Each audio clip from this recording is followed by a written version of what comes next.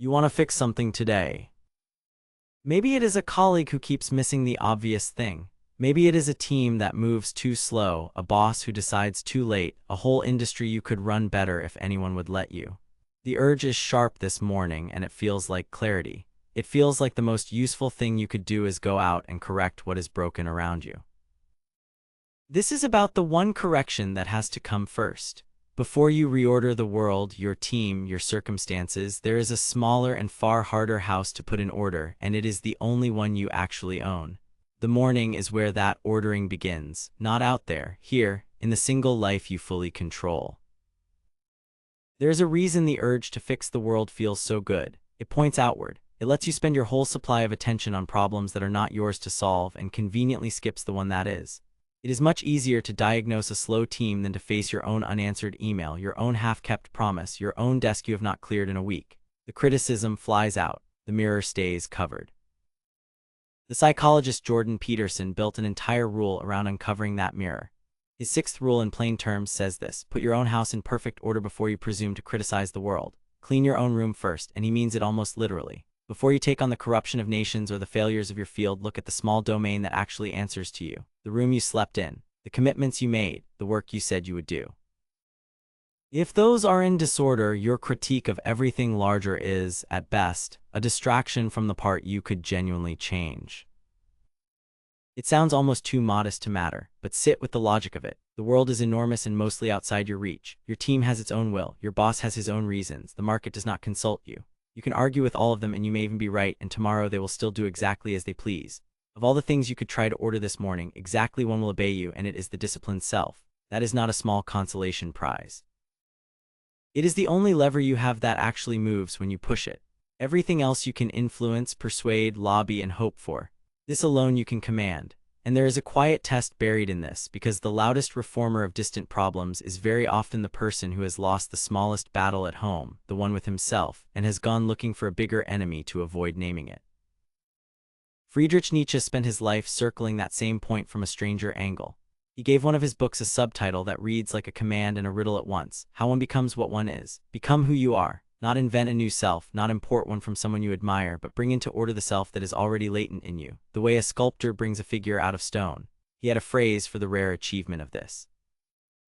He described it as giving a style to your own character, the slow work of taking everything you are, the strengths and the flaws alike, and composing them into a single coherent whole, until even the weaknesses have been put to use in the design instead of left as chaos. Notice what kind of work that is. It is not the work of criticizing other people's characters. It is the slow, private labor of composing your own. Nietzsche thought the person who could not do this, who left himself a chaos inside, would inevitably spend his force trying to rule and reform everyone else, because he could not bear the disorder he had not faced at home. The one who had given style to his own character, by contrast, no longer needed the world to be in order to feel whole. He had done the ordering where it counted. So put the two together, the psychologist and the philosopher, because they are describing one motion from two directions. Peterson says start with the room you can actually clean. Nietzsche says the deepest project of a life is to compose the one character that is yours to compose. Both are pointing away from the seductive outward fix and back toward the single house that bears your name on the door. And both know the secret that makes this bearable. Ordering yourself is not a retreat from changing the world. It is the only version of it that has ever worked. The person who has his own house in order walks into the world with an authority that no amount of complaint can buy. See what shifts when you accept that the first house is yours. The morning gets honest. The urge to fix others is often just disorder in you, looking for somewhere quieter to land. The slow colleague is real, but so is the report you have been avoiding, and only one of those is sitting at your desk. When you order your own corner first, you stop using the world's flaws as a hiding place for your own. The work gets its dignity back. A made bed, a cleared inbox, a promise kept before 9 in the morning. These look trivial next to the grand reforms you imagine. But they are the proof to the only witness who matters that you can govern the one domain that answers to you. You cannot fix the slow team if you cannot finish your own first task. You cannot reorder an industry if your own week is a pile of half-started things.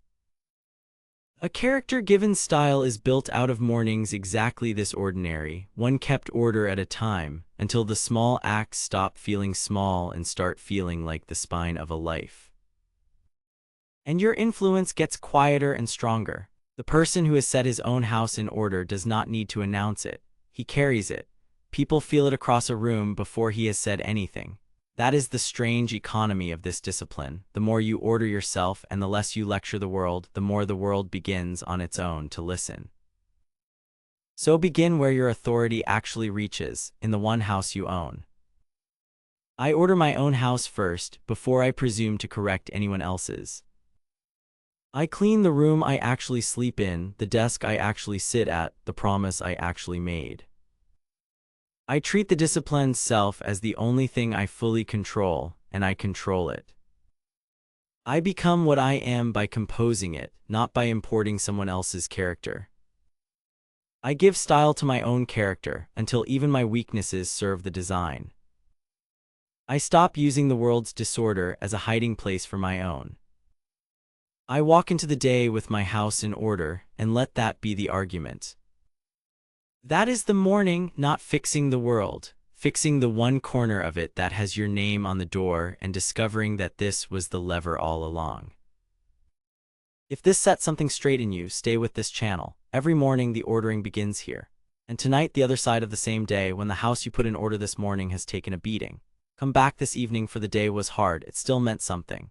Psalm 30, Viktor Frankl, Rilke, and Henry Nouwen. The evening that finds meaning in a hard day, the mirror of this morning's ordering. Begin disciplined, end reflective. Now order your house.